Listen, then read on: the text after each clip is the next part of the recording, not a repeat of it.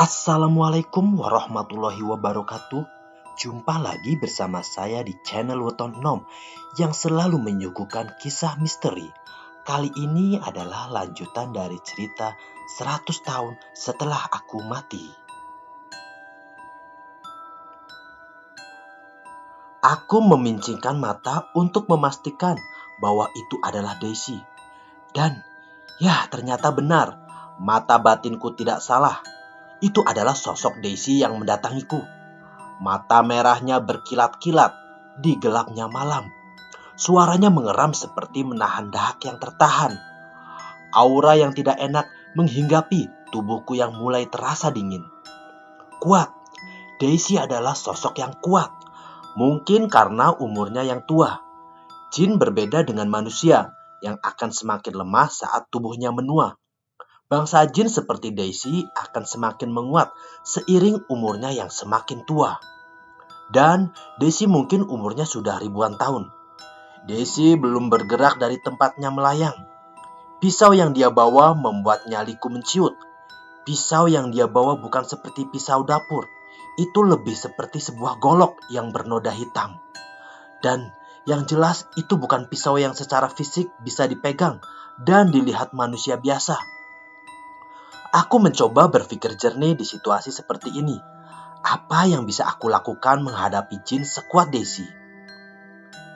Aku menyaut cincin galih kelor yang tergeletak di meja dan buru-buru memasangnya di jari. Aku memfokuskan pikiran dan raga untuk bersiap dengan kemungkinan yang terjadi. Aku berdoa kepada Allah untuk perlindungan sejati. Dengan langkah ragu, aku mendekati kaca jendela. Apa maumu? Kenapa mengusikku? Tidak ada jawaban dari Daisy.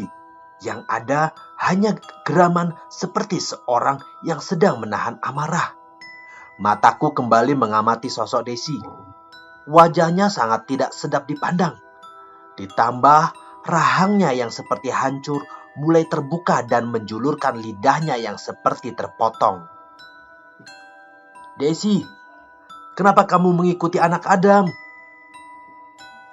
Ucapku setelah mengumpulkan keberanian.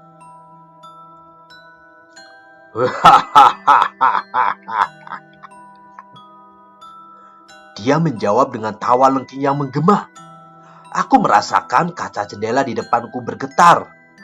Mungkin jika suaranya dapat didengar manusia biasa, pasti akan membangunkan orang-orang di komplek perumahan ini. Aku merasa khawatir dengan ledakan tawanya yang menyeramkan dan mengintimidasiku. Seolah Daisy mengancamku. Daisy mulai memainkan tangannya yang kurus dan keriput, menggapai-gapai udara, seperti ingin meraih sesuatu. Aku membaca beberapa amalan untuk melindungi diri, dan wush, Daisy menghilang dalam sekejap. Daisy menghilang begitu aku membuka amalan pertama. Aneh, ya ini terlalu mudah. Dia terlalu mudah untuk diusir. Sesuatu yang tidak wajar saat Daisy dengan sengaja menunjukkan eksistensinya, tapi langsung kabur dengan gertakan pertama. Aku duduk di kasur, menyeka keringat yang bercucuran sebesar biji jagung. Daisy, ada apa dengannya? Aku sedang menenggak air putih saat pintu kamarku berderit pelan. Zal, kamu gak apa-apa? Ada apa tadi? Itu adalah Dewi yang tanpa permisi masuk ke kamarku. Tampaknya dia juga merasakan kehadiran Daisy di luar rumah. Daisy datang. Daisy, maksudmu makhluk yang ngikutin Brandon? Aku mengangguk sambil menyeka keringat yang tersisa di pelipisku. Iya, dan dia gak suka sama aku, Wi. Jawabku dengan sedikit bergetar karena rasa ngeri yang masih tersisa. Dewi menengok ke jendela. Matanya menerawang sekeliling halaman rumah untuk memastikan keberadaan Daisy. Dan tanpa diduga Dewi menoleh dengan cepat ke arahku. Mimik mukanya menyiratkan ketakutan. Zal, Rizal, dia masih di sini. Dewi berteriak sambil menghambur ke arahku. Telunjuknya menunjuk ke jendela kamar yang sekarang mulai bergetar. Jika kalian suka menonton film horor Hollywood, mungkin kalian bisa membayangkannya. Gorden jendela itu membuka dan menutup dengan sendirinya. Dewi memeluk tanganku. Dia terlihat ketakutan. Begitu juga dengan aku. "Zal!" kata Dewi sambil memendamkan wajahnya ke lenganku. "Dewi, baca doa!" ucapku dengan suara keras. Lalu, tiba-tiba, semua gelap. Listrik di rumah kami padam. Tapi tidak dengan listrik di rumah lain. Aku masih bisa melihat cahaya lampu dari balik jendela yang tertutup gorden. "Mati listrik, kok cuma di rumah kita sih?" Suara teriakan Wayan terdengar dari kamar seberang. Diikuti bunyi langkah kaki dan ucapan dari Novita dan Miska yang saling bersautan. Aku dan Dewi belum berkomentar. Kami masih tertegun dan bersikap waspada. Aku berdiri dan melangkah sambil menggenggam tangan Dewi kuat-kuat, berusaha berkonsentrasi dan meningkatkan kepekaan indraku untuk menganalisa kejadian ini. Aku memutar handle pintu dan memicingkan mata. Secara otomatis, mataku mencoba beradaptasi dengan pencahayaan yang minim. Aku melangkah hati-hati untuk menghindari menabrak perabotan. Sampai sesuatu sentuhan di pundak kananku mengagetkanku. "Yan, jangan ngagetin gitu," bentakku kepada Wayan yang tiba-tiba membuat aku terkejut. Wayan hanya diam. Wajahnya terlihat datar dalam cahaya redup itu. "Yan," panggilku sekali lagi. Wayan tetap tidak menyaut. Anak yang biasanya sangat cerewet ini tiba-tiba mematung tanpa berbicara apapun. Dia memutar badan dan berjalan meninggalkan kami tanpa menoleh. Dan menaiki tangga ke lantai 2. "Wayan kenapa, Zal?" tanya Dewi yang menyenggolku dengan sikunya. "Wi, kayaknya itu bukan Wayan," jawabku dengan gemetar sambil menunjuk cahaya senter yang muncul dari balik kamar. Dan kalian tahu, yang muncul adalah Wayan. Aku dan Dewi hanya bisa melongo. Kami sama-sama tidak merasakan gangguan gaib. Tapi kejadian barusan pasti adalah ulah makhluk gaib. Dan pikiranku langsung berprasangka buruk pada Daisy. "Woi, Zal, mana lilinnya tadi?" ujar Wayan berseru kepadaku. Malah diem aja. Mana nih? Katanya mau ngambilin." Perkataan Wayan membuatku tersadar bahwa Daisy tak hanya menjelma menjadi dia, tapi juga menjelma menjadi aku. "Elah, ini anak malah bengong. Rizal, Zal, cepetan, mana lilinnya yang kamu bawa tadi? Keburu Novita sama Miska bawel." Tunggu dulu. Tadi sosok yang menyerupai Wayan naik lantai 2. Dan di lantai 2 adalah kamar Novita dan Miska. "Zal, Novita sama Miska, Zal." Aku dan Dewi sontak berlari menuju lantai 2, mencoba menuju kamar Novita dan Miska. Sebelum hal yang tidak kami inginkan terjadi, kami berlari meninggalkan Wayan yang pasti kebingungan dengan tingkah kami. Baru beberapa langkah kami menaiki tangga tiba-tiba terdengar jeritan dari 2 orang. "Dewi, kamu cari Miska. Aku cari Novita." Aku berlari sekuat tenaga dengan nafas terengah dan gemetar. Aku mendorong kuat-kuat handle pintu itu. Dan brrr, bunyi daun pintu yang terbanting kuat membuat Novita menoleh. Wajahnya terlihat ketakutan dengan air mata yang sudah meleleh di pipinya. "Rizal, ada sesuatu di dalam lemari. Tadi aku lihat cewek baju merah masuk lemari. Jalannya nembus, Zal. Aku takut." Ucapnya dengan suara terbatas sambil mengguncangkan tubuhku. Aku berusaha menenangkan Novita dan mengajaknya keluar. Dan di luar kamar sudah ada Wayan dan Dewi yang memegangi Miska sedang menangis ketakutan. "Zal, ada apa ini?" tanya Wayan dengan bingung. Wajahnya juga menunjukkan kekhawatiran. Dibuktikan bulir keringatnya yang mulai menetes walaupun udara di sini harusnya sangat dingin. Miska dan Novita mulai meracau histeris dan memohon untuk malam ini tidak tidur di rumah. Suara yang bisa membuat aku tidak bisa berpikir. Di situasi seperti ini, aku harus berpikir jernih. Tapi, mendengar teman-temanku yang tidak bisa diajak kerjasama, membuat emosi aku naik. "Kamu tenang dulu, Yan. Semuanya diam dan tenang," teriakku kepada 3 orang temanku itu. Mereka terdiam melihatku emosi. Aku jatuh terduduk karena lemas. Aku merasa benar-benar ketakutan dan khawatir. Kejadian ini mengingatkanku pada kejadian Merapi beberapa tahun lalu, di mana aku diganggu puluhan makhluk halus. Tapi malam ini berbeda. Hanya ada satu, tapi dengan energi yang mengerikan. Aku tidak mengkhawatirkan diriku, tapi aku mengkhawatirkan kepada teman-temanku yang ikut diganggu. Sosok sekuat Daisy bisa saja melukai secara fisik dengan energi yang bisa menggerakkan benda di sekitarnya. Tunggu dulu, ada yang kurang. Aku baru tersadar setelah sejenak terdiam. "Yan, Wardana di mana?" tanyaku dengan nada tinggi. Sontak keempat temanku saling menoleh. Wardana memang tidak terdengar sama sekali dari tadi. Dia juga tidak keluar saat ada keributan di kamar Novita dan Miska. "Zal, kita susul Wardana," seru Dewi sambil meraih tanganku untuk berdiri. Aku berada di depan, sedangkan Dewi berusaha menjaga jarak denganku dan memegangi 2 teman ceweknya. Kemudian Wayan, dia sedang ketakutan dan berusaha menyembunyikan dirinya di balik punggungku. Kami menuruni tangga dan dalam hitungan detik kami sudah sampai di depan kamar Wardana. "Dan, keluar Dan, kamu gak apa-apa kan?"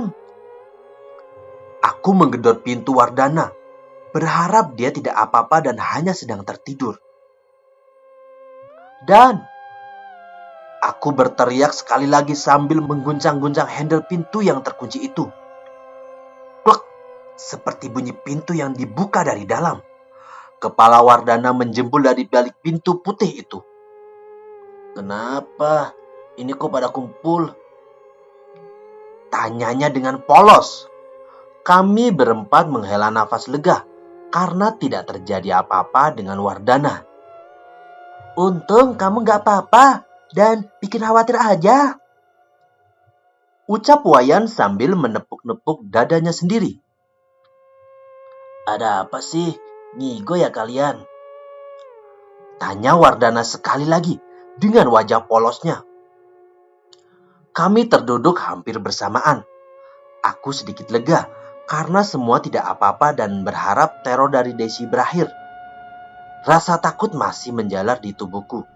Lututku masih gemetar dan tanganku juga masih bergetar.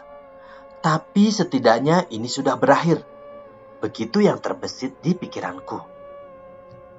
"Ini ada apa sih?" tanya Wardana sekali lagi yang masih berada di balik pintu. Aku memandang ke arah Dewi. Mataku membuat kode yang mengisyaratkan apakah ada baiknya kita memberitahu kejadian ini kepada Wardana. Dewi yang cerdas langsung paham dengan raut wajahku. Dia mengangguk, tanda menyetujui untuk memberitahu Wardana.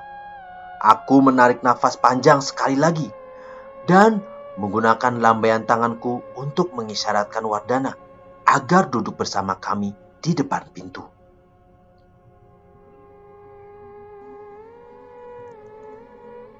Malam itu adalah malam yang sangat tidak terduga.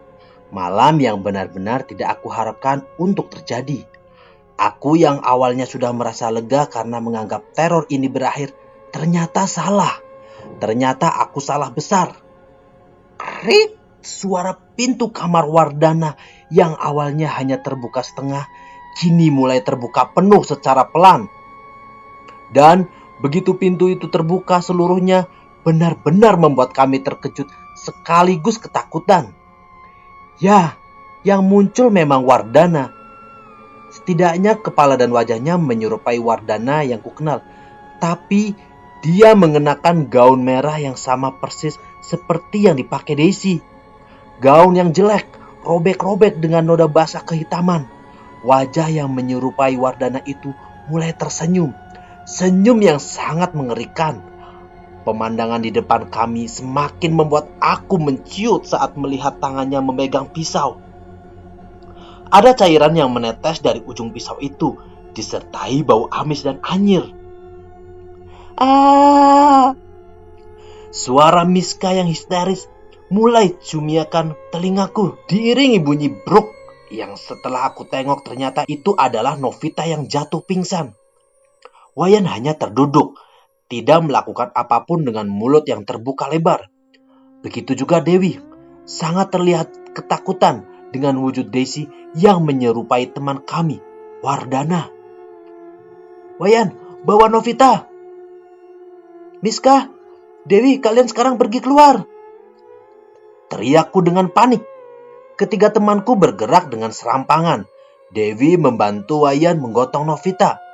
Beruntung Novita berpostur tidak terlalu besar, sehingga tidak terlalu sulit bagi Wayan dan Dewi menggotongnya. Sedangkan Miska, dia tidak membantu. Dia yang ketakutan malah mencengkram kaos Dewi dengan kuat. Mereka berlari sekuat mungkin untuk pergi menjauh. Sedangkan aku berdiri di depan jelmaan itu.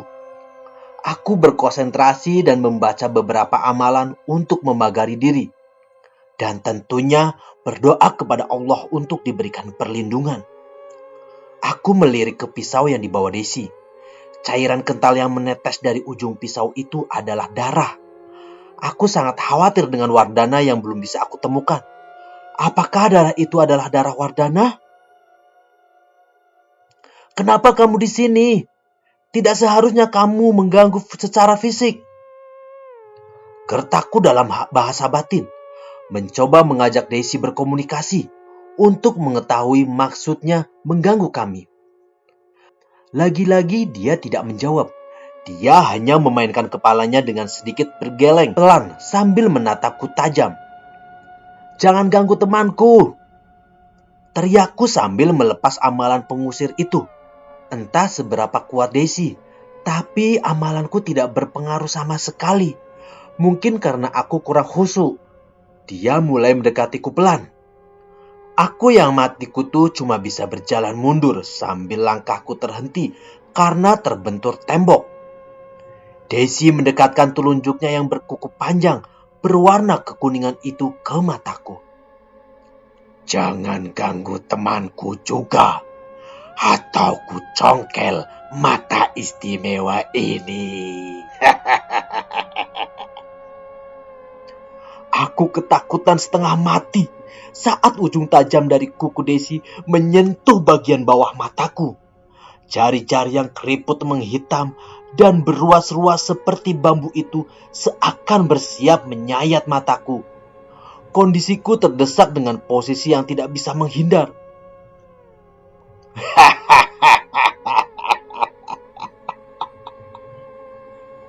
Suara Daisy yang tertawa dengan mulut menganga membuatku mual. Bau busuk seperti bangkai keluar dari mulutnya. Dia masih berada persis di depan wajahku sambil memainkan jarinya di depan mata kiriku. Sedangkan tangan kanan satunya mengangkat pisau besar itu seolah ingin menghujamkannya ke kepalaku. Aku berusaha meronta dengan perlawanan beberapa amalan. Tapi amalan itu tidak terlalu berarti karena kurangnya konsentrasi akibat aku sangat panik.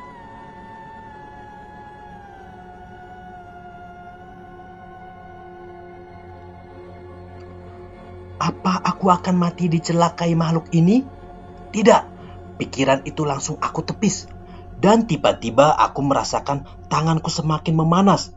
Cincin pemberian Kiai seperti bergetar hebat. Dan entah bagaimana, aku merasa tanganku bergerak tanpa disuruh, membuat kepalan tinju dan menghantamkannya ke arah Daisy. Tanpa diduga, itu berhasil menghalau Daisy. Daisy tersentak ke belakang. Dengan geram dia kembali menatapku. Selama beberapa saat kami saling berpandangan. Aku melihat mata Daisy yang berwarna biru kusam seperti terbelalak. Dan aku tidak tahu kenapa detik itu juga aku merasakan keberanianku terkumpul. Seolah ada yang menemaniku dalam perlawanan itu. Daisy kembali mengeram. Tapi kali ini dia bergerak mundur dan semakin jauh dariku. Dia melayang mundur sambil menjerit-jeritan yang sangat keras dan tinggi. Membuatku terpaksa menutup telinga yang terasa tertusuk mendengar jeritan itu. Tak beberapa lama kemudian, Daisy sudah menghilang di sebuah lorong gelap rumah kami. Bruk, aku terduduk lemah. Nafasku kembali tidak beraturan. Tampaknya Daisy sudah benar-benar pergi kali ini. Kepalaku terasa sakit sekali. Untuk beberapa saat aku mengalami migrain yang luar biasa. Ini adalah efek samping saat aku mempertajam kepekaan indraku ke batas maksimal. Dalam kondisi antara sadar dan tidak sadar, tiba-tiba aku teringat sesuatu. Wardana, aku teringat temanku itu. Kemana dia? Teringat kembali peristiwa barusan, di mana Daisy memegang pisau yang meneteskan darah. Aku berusaha bangkit untuk mencari Wardana. Dan bruk, aku terlalu lemas untuk berdiri. Aku kembali terduduk bersandarkan tembok bercat putih itu. Dewi! Aku mencoba memanggil Dewi. Tapi yang keluar dari mulutku bukan teriakan. Suaraku lebih mirip sebuah bisikan kecil. Bahkan untuk berteriak pun mulutku sudah terasa keluh dan lemas. Tidak ada yang bisa aku lakukan selain diam dan berdoa. Semoga teman-temanku diberi perlindungan sepertiku. Semoga tidak terjadi apapun dengan mereka. Dan semoga keempat temanku tadi segera kembali untuk membantuku mencari Wardana. Astaghfirullahalazim. Astaghfirullahalazim. Aku beristighfar sebanyak aku bisa. Dan sekali lagi berdoa kepada Sang Pelindung sejati agar selalu dilindungi dan dihindarkan dari hal seperti ini. Dengan posisi terduduk dan sudah doyong tersender dinding, mataku menjatuhkan setitik air mata. Bukan karena takut, tapi karena teringat kejadian-kejadian di masa lalu. Aku teringat ibu yang meninggal. Ibu meninggal gara-gara kecelakaan yang dihalangi jin. Karena ibu meminta menebang pohon di belakang rumah. Dan ibu melakukan itu gara-gara aku. Aku teringat peristiwa Merapi yang membuat teman-temanku hampir celaka dan tersesat di gunung yang penuh dengan makhluk halus. Semua gara-gara aku. Aku membuat bangsa tak kasat mata itu mendekat dan mempermainkan kami. Dan kejadian serupa terulang kembali malam ini. Aku mungkin akan gila karena tidak bisa memaafkan diri sendiri kalau terjadi sesuatu dengan Wardana dan temanku yang lain. Apakah hal seperti ini akan terus terjadi? Aku tidak mengkhawatirkan diri sendiri. Aku mengkhawatirkan orang-orang di dekatku. Aku tidak ingin mereka mendapat hal buruk karena keanehanku.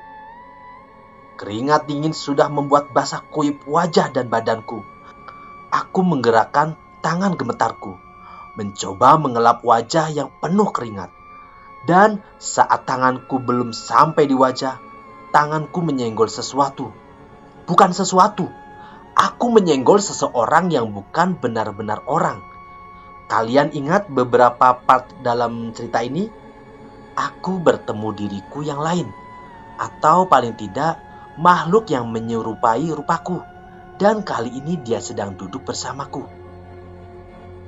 Kamu, hai Rizal, malam yang buruk ya. Makhluk itu duduk dengan posisi yang sama denganku. Dia menyender tembok dengan pandangan ke depan. Aku membuka mata lebar-lebar untuk meyakinkan bahwa aku tidak berada di alam mimpi. Siapa kamu? Kamu mau menggangguku juga?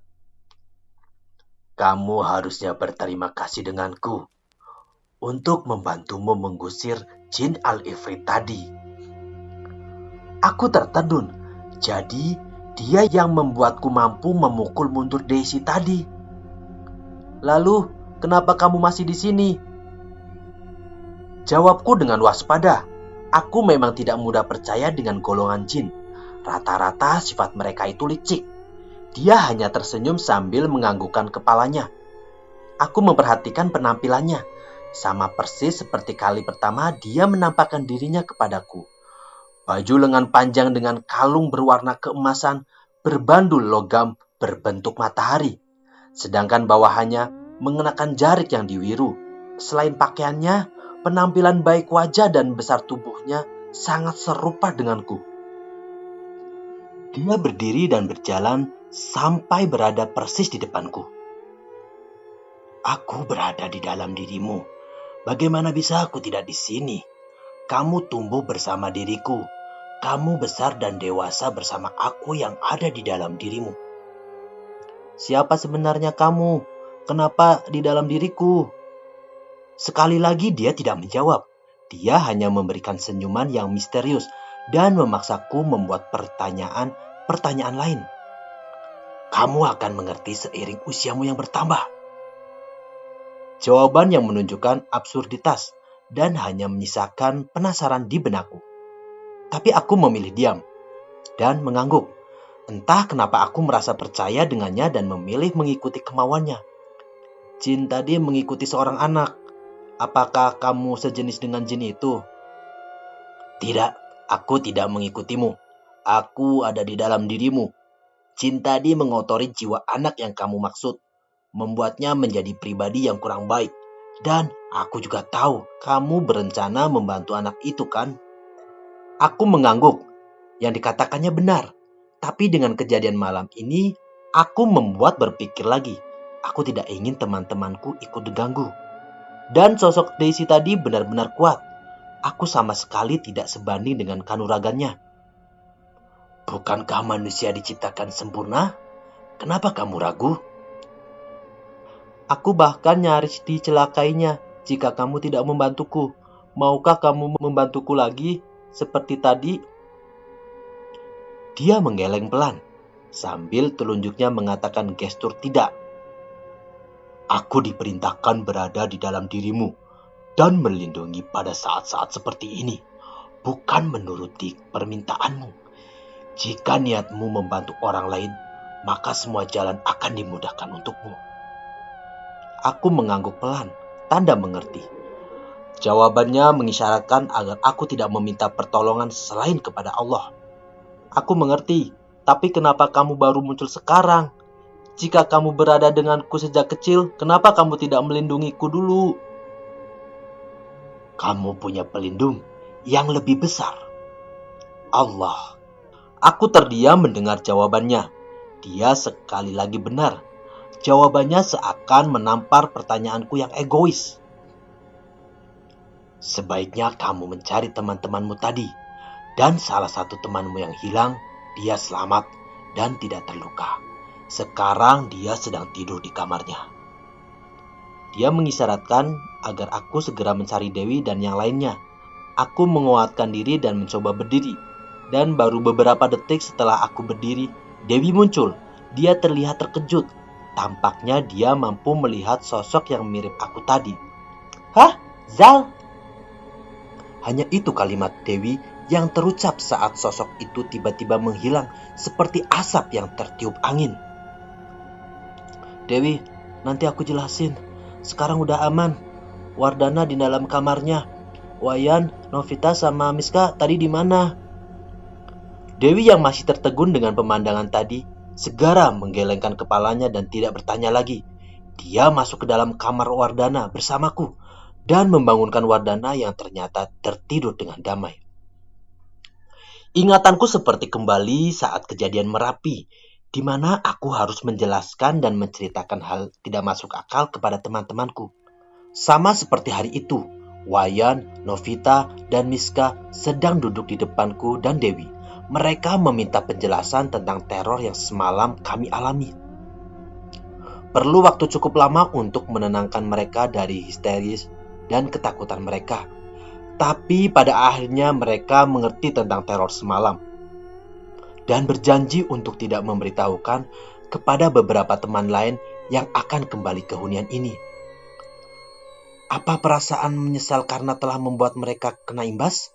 Tapi mungkin akan ada teror-teror selanjutnya jika aku tidak segera menyelesaikan urusanku dengan Daisy. Kamu nggak mau aku temenin? Tanya Dewi yang sudah berada di depan pintu. Enggak, Wi. Kamu harus tetap di rumah. Tolong jagain Wayan, Novita, dan Miska. Jelas mereka trauma sama kejadian semalam. Aku merasa Desi itu makhluk yang penuh dendam. Mungkin dia bakal datang lagi malam ini kalau nggak aku selesaiin hari ini juga. Dan tolong jaga mereka biar tetap jaga mulut. Hari ini Mas Yakob dan teman-teman lain juga pada balik dari Indo. Aku nggak mau ada ribut-ribut. Singkatnya aku berpamitan dengan Dewi dan berangkat menuju tempat pertamaku bertemu dengan Brandon dan Daisy. Rasa lelah jelas terasa menyiksa tubuh. Apalagi semalam aku tidak tidur karena harus menenangkan histeria teman-temanku. Tapi ini harus aku lakukan sebelum Daisy datang dan membuat teror yang lebih besar lagi. Aku sudah berada di taman kecil dekat Collins Street. Aku memandang sekeliling taman yang selalu tampak sepi itu, mencoba mencari sosok Brandon dan yang mengikutinya. Semoga feelingku betul kalau Brandon sedang menungguku di sini. Dan tak beberapa lama, aku mulai merasakan kehadiran mereka. Brandon, dia datang dari seberang jalan dengan menggendong tas sekolah. Di sebelahnya tentu saja ada sosok yang sangat kukenal. Sosok itu semalam membuat keributan di hunianku. Dia terlihat lebih marah dari semalam. Tapi yang kulihat saat itu mereka tidak hanya berdua. Hai Mark, menyukai pesta semalam? Tanya Brandon begitu sampai di depanku berdiri. Aku mematung dan termangu melihat apa yang bersama Brandon. Dalam sekejap aku menyesali keputusanku untuk mencari Brandon hari itu. Jangan kira temanku hanya memiliki Daisy saja. Hari itu aku menemui Brandon yang ditemani 7 sosok yang hampir serupa dengan Daisy.